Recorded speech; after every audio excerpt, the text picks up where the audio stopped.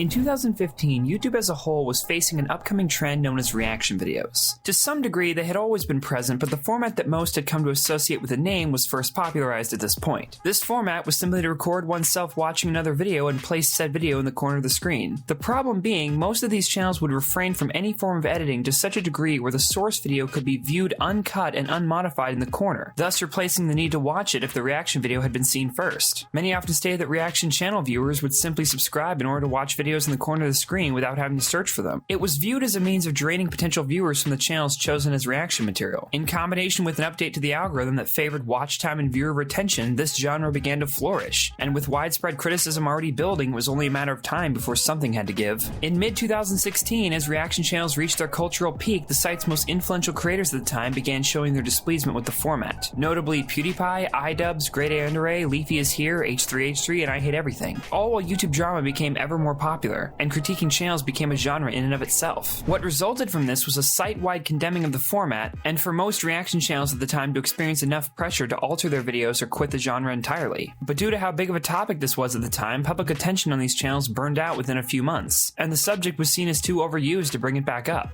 But that being said, it's been nearly 4 years, so simply put, what became of them? Had this site-wide negative backlash killed the genre completely and permanently, or are reaction videos just as common as they once had been? Many would likely assume that due to this, or changes in the algorithm, the number of active reaction channels would have decreased in the following years. But assumptions aside, I personally decided to conduct a long-term study to observe the prevalence and longevity of these channels. On Friday, November 2nd, 2018 at 6:00 p.m. Pacific time, I searched the word reaction video and used YouTube's built-in filtering system to narrow the results within a 1-hour time span. I then went through everything that came up, compiled the channels, and sorted them based on certain criteria, specifically frequency of upload and reaction source topic. I wanted to see if there were any notable changes since 2016. Then, on Friday, November 8th, 2019, at the same time, I conducted the same study again. With these two sets of data collected, I analyzed what happened to the 2018 channels in the years since, and compared this to the second set of channels I gathered in 2019. Let's just call these Group A and Group B. The goal was to observe how this format had changed on the site as a whole, using these two studies as reference points.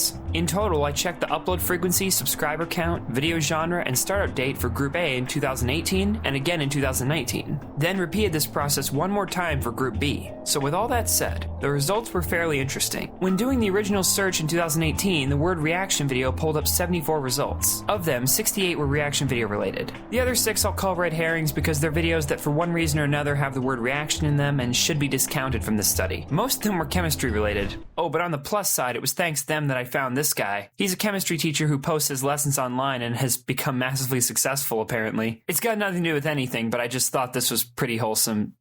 Sorry. Back to business. The 68 usable channels from the search were then examined one by one. What I found was that a series of new subgenres to the standard reaction video had started to emerge. Most notably, music and TV show reactionists. The format being identical to the standard reaction channel except the source material is always music videos. On paper, this does make sense since music videos offer celebrity name recognition and can be trendy, but seeing this as its own genre was a bit confusing. Most reaction channels will just watch any and all viral content with no discretion, but these people will only do so with music videos. For some reason, I really don't know. Of the 68 channels, 9 were music reactionists, occupying 13.2% of the overall total. The second subgenre was a group reacting exclusively to TV shows and anime, sometimes episode by episode. Now, without dwelling too much into copyright law or basic morale, this practice is sketchy at best. One of the main critiques against reaction videos was that it offered a replacement for the original content and hurt the creators as a result. Maybe for some this was accidental, but with TV show reaction channels, the entire goal is to be a replacement for the original. They advertise the shows they react to and do so episode by episode so the viewers can subscribe and watch every video just to watch the series for free. Meanwhile, the reaction channel cuts out just enough to avoid copyright claims and pockets the ad revenue. But it gets worse than that. It's worth knowing that several of these channels also have a Patreon that they'll advertise as an overlay on the videos themselves. In them, they'll say,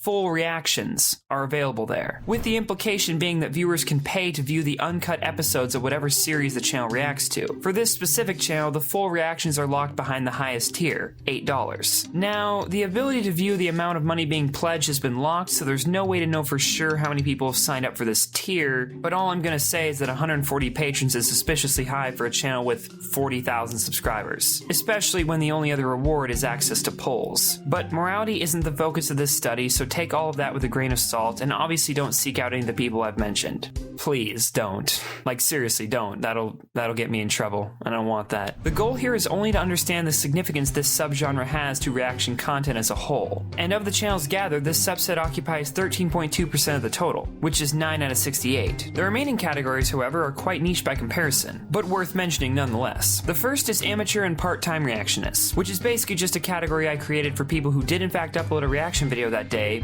but don't put them out as their main form of content. For this study, they're fairly unimportant since the well-being of their channels doesn't say anything about the reaction genre, but it's worth noting nonetheless. The final and most unique of these categories are reaction mashup channels. The videos uploaded on these are made when multiple reactionists react to the same video. These are then downloaded and combined together to show segments from each, or show them all at once. In terms of copyright, this is even sketchier. The content itself is harder to make than that of the reactionist it's using, but technically it could be seen as not only infringing on the copyright of the source material, but also the other reaction channels, since, if put together and shown in full, replaces the need to watch either. Again, the goal here isn't to judge these channels morally, but I had to touch on this for reasons that are about to become obvious. Just wait a couple minutes and you'll see what I mean.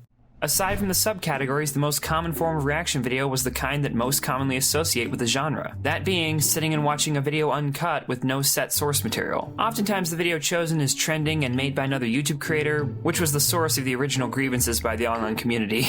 Again, there's no data from early enough to tell whether or not these channels have increased or decreased in frequency since the prime of reaction content, but as of now, we know that in 2018 they occupied 52.9%, or 36 of the 68 channels uploaded in this time span. Based on the rest of the statistics for Group A in 2018, a few other separate but still notable conclusions can be drawn. The first being that still, in 2018, the most common tactic for reaction channels as a whole is to upload multiple videos daily, and there's an observable linear decrease in channel prevalence as their upload rate lowers. Secondly, based on the years each channel uploaded its first reaction video, the majority of people active by this point started in 2017, and this decreases incrementally as one backtracks through the years. This isn't surprising since it's only natural for older channels to dissolve from the platform over time, but keep in mind, most of these channels started in 2017, not 2018. Active reaction channels become more and more common as you move closer to the present, except once you reach 2018. If this trend were truly growing or even sustaining itself, there would be more channels than ever in the current year, especially as late in as November. This is even apparent in the distribution of subscriber counts, the most common of which being channels with at least 10K, while fresh starting channels with little to no following are the second least common category, meaning there aren't as many new channels popping up in 2018. From this, it becomes abundantly clear that the reaction video genre was seeing a noticeable decline.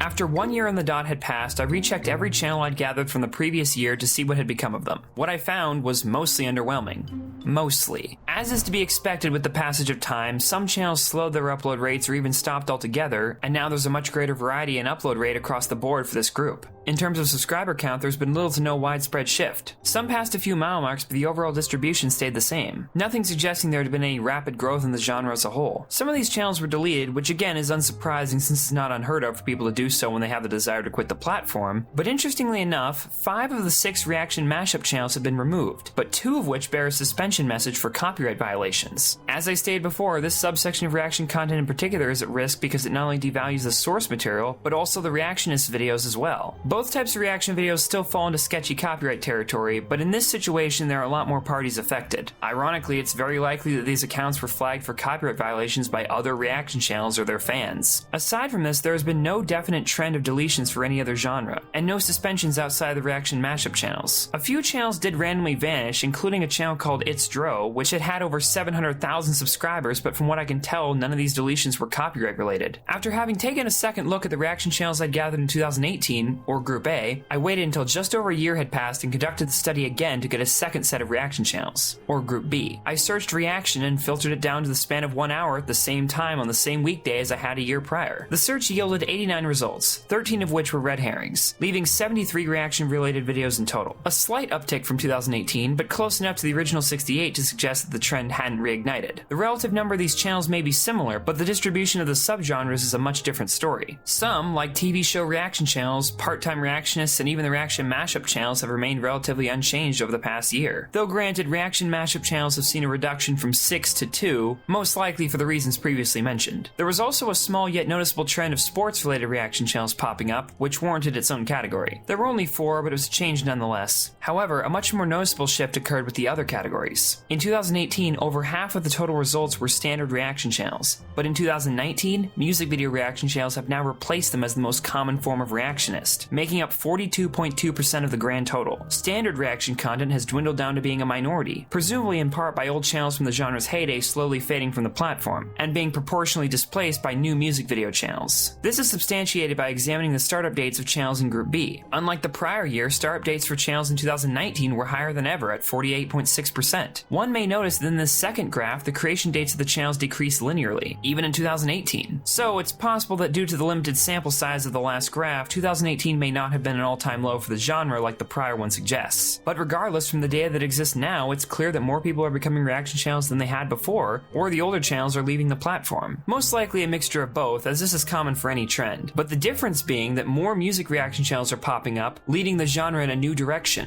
When looking at the channels individually, this lines up since most of the music video reaction channels were created in 2019. The subscriber count backs this up as well, since unlike the prior year, most 2019 channels are fresh starters with under 1K. But this has a double meaning. Music video reaction channels may be more common, but the amount of sustainably successful reaction channels of any kind has gone down. Only 12 channels in the 2019 group have ever broken 10K, as opposed to 2018 when 54 had. The landscape may be changing as more music video reactionists flood the market, but whether or not these channels are able to succeed depends exclusively on the algorithm. YouTube isn't the same place as it was in 2016, and whether this new breed of reaction channels can even become massively popular is unknown. Based on the year's worth of limited subscriber growth from channels in Group A, I'd say it's unlikely. But if music video reaction channels are popping up all over the platform out of nowhere, maybe there's a reason. And maybe it's not far-fetched to say that there may be a second reaction boom if these channels are given the ability to grow. Still, many of the conclusions drawn from this study could be invalidated by the small sample size, which was only an hour after all, and during a point in the day when new content isn't all too plentiful. But, on the 2nd of November, I did an additional search for the word reaction, but with a 24-hour filter instead. So, if there ends up being any interesting development with reaction channels in 2020, I'll do another search just like it and compare the two to see what changed. But hopefully not. Hopefully I'll never be inclined to talk about this again, because if nothing new happens, there's no point to bring it up. But if something new does happen, I am prepared. So, see you next week. And if reaction channels somehow make a comeback, see you next year.